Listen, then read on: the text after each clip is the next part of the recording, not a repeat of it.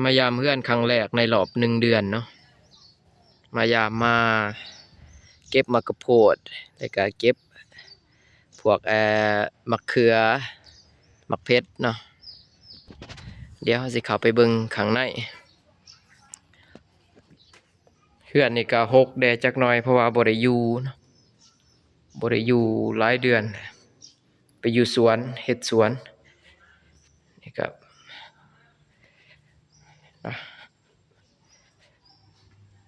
ทางหลังนี่ปลูก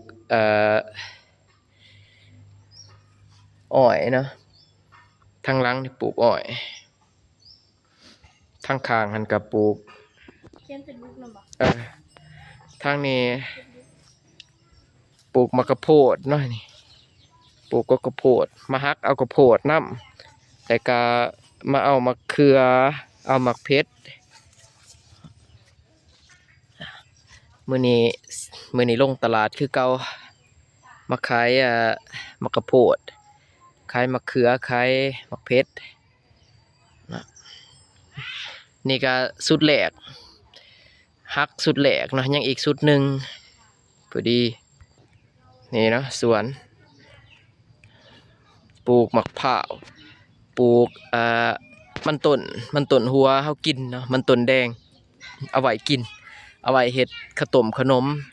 เฮ็ดต้มหวานเนาะคันอยากนี่เนาะกระโพดเครื่องสอบ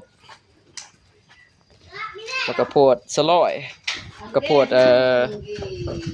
งามเจอกันคือเก่าตลาดหลัก14มื้อแรก